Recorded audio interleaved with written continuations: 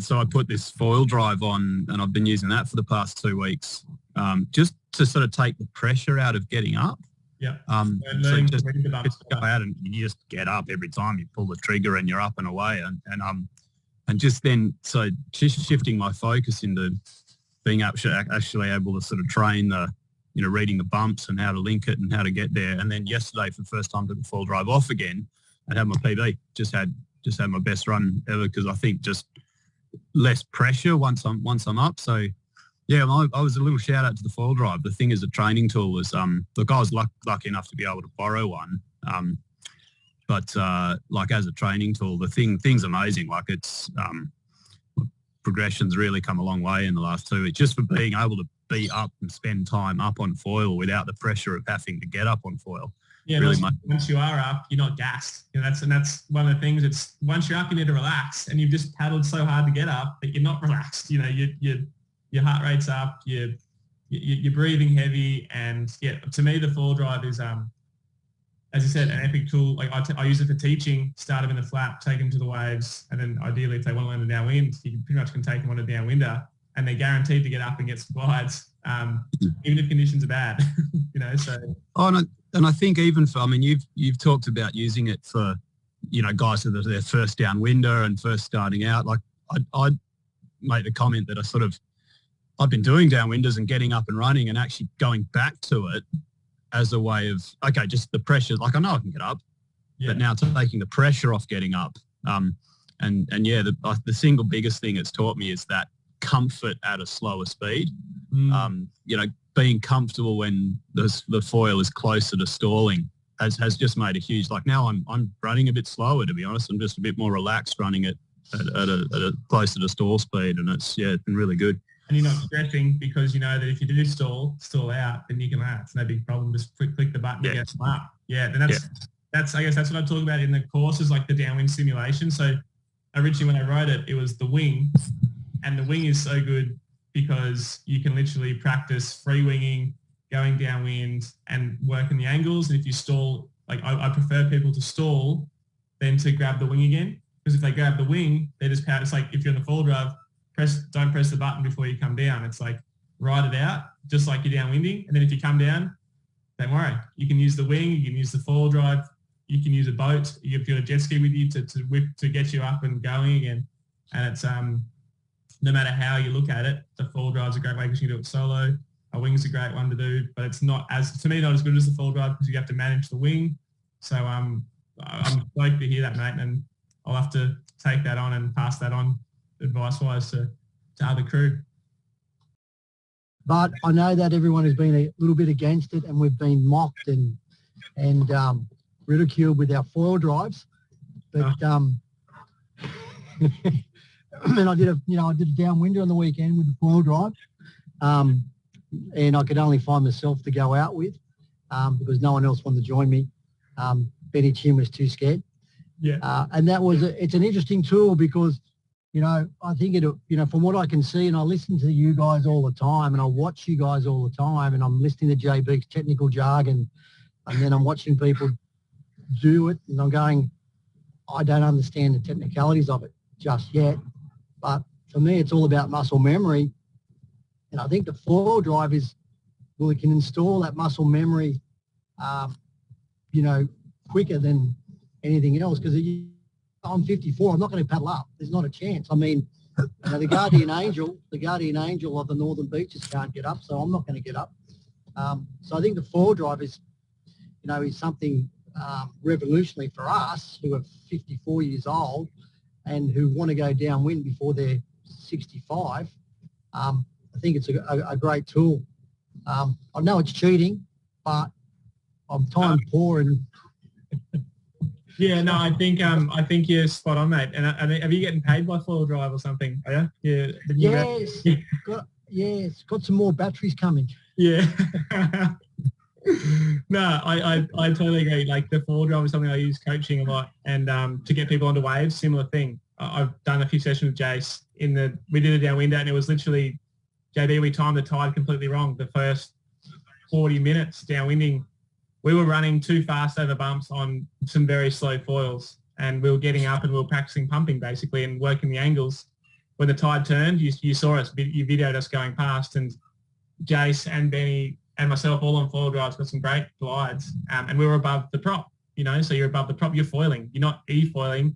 The negative side is the weight. There is certainly a bit of weight, but for someone like Jace who doesn't have a lot of time to practice it and just wants to go out and downwind like you would on his sup, then the foil drive is going to get you foiling, and you can do a downwinder and guarantee to get up on foil. So it's a great tool. It's awesome. And it's also a good thing that you can do. It's a downwind simulation too. Like you can use that to get going, and once you're up, you're using your lines, and you are working, as Jay said, the muscle memory when you're paddling and pumping up. It's different, but it's similar in that you're unweighting. You have to unweight to get lift.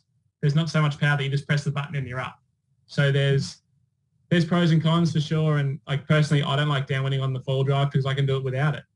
But if you can't do it and you want to try, like if for JB, like I'd love to give you a try of my one and try your smaller foil and see if you can, like the 1040, I think you say you really would love to downwind one day, but you don't think you'll ever be able to get it up. It's a good, like I've practiced using smaller wings and to get up on the foil. It's like, it's pretty cool, but yeah, it's just a different thing. And it's just another way to downwind, another way to do it. And don't forget that everybody, you know, teenage Hawaiians say that you have to spend hours crying in the ocean alone to learn how to downwind.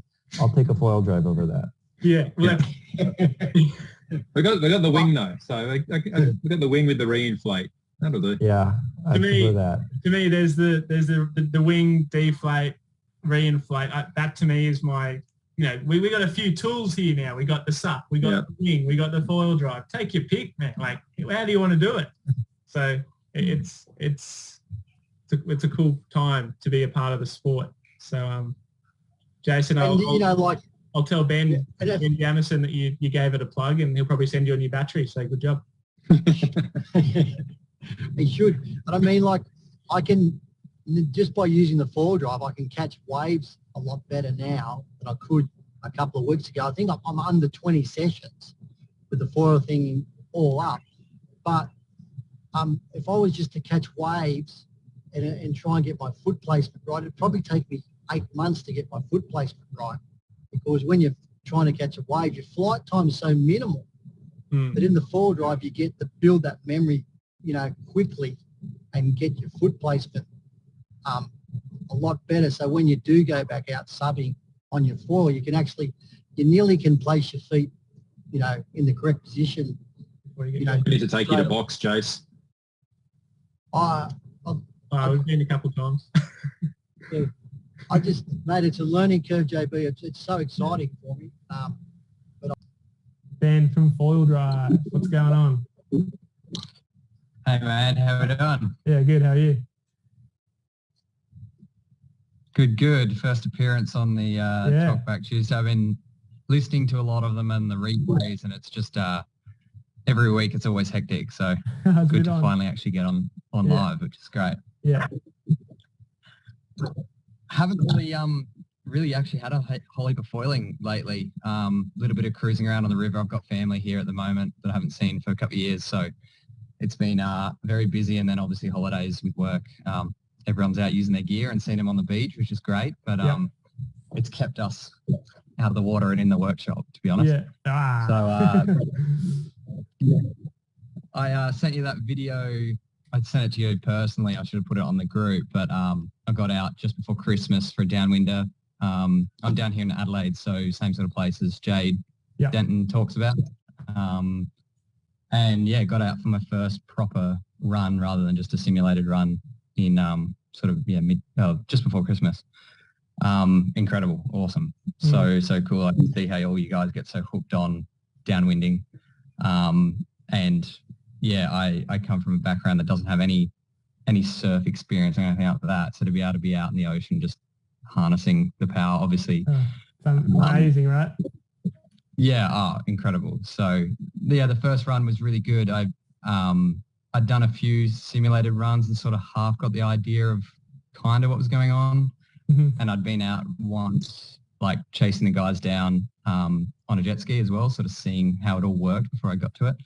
But some of the things I certainly found, like, I know I'd spoken to you before I went out, and you were talking about, like, especially with the foil drive or with winging as well, to let yourself come off foil if you're losing the bump, or you just starting to slow down, or you just pumped or whatever. Don't always just grab the power, whether that be foil drive or wing. Don't go for the power and take the easy out and just boost back up and keep going, because you don't learn anything. It's going to teach you, one, the mistake you're making, but it's also teach you to change your angles. Because if you keep running straight and then like, I'll just grab the wing or grab the remote and power over this, then you'll continually do that. Whereas if you, like that little diagram I just sort of drew, if you can,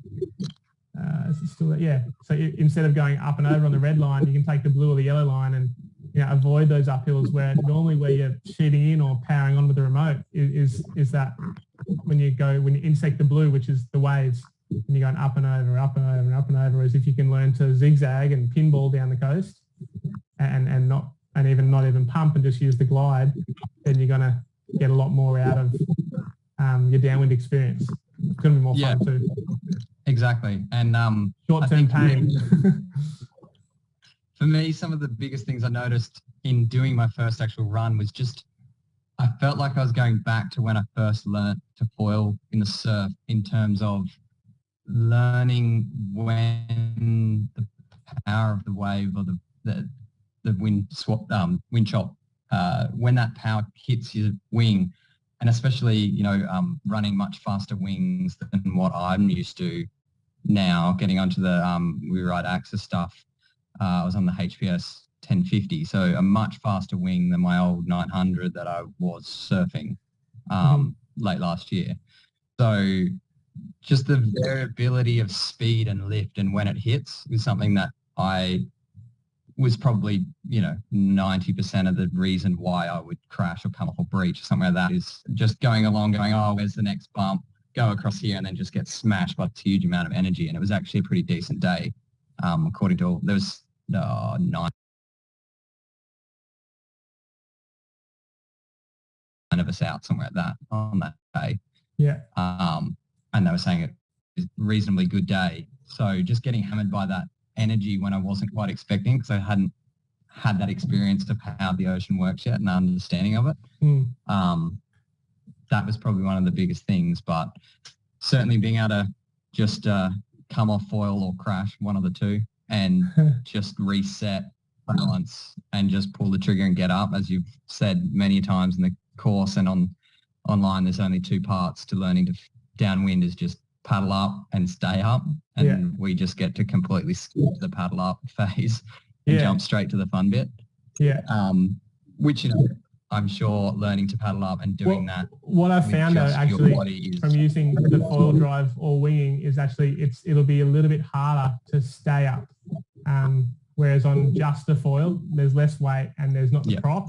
So depending on where you put the prop on the foil drive, and with the wing, obviously with the wing, it's harder to downwind, just downwinding with the wing in front or behind you. I think either way it makes it harder, just because there's another thing to think about. With the foil drive, similar, you're getting up super easy, but once you are up, you're it's like you can't do a full pump, because once you do pump, you are if your prop gets into the water, it's drag. It's actually like having not as bad as seaweed, but it's like a little bit of ribbon weed on your mast, and it will slow you down. Whereas if you have the prop up nice and high, then you're not going to have that that draggy factor. So yes, it's definitely way easier to get going, and if you've got a nice long mast and good conditions, you're going to have it really easy. But there's a different skill in the foil drive and the winging. In the winging, positioning your wing to the side or behind you, like ideally behind you, for the foil drive, staying up nice and high.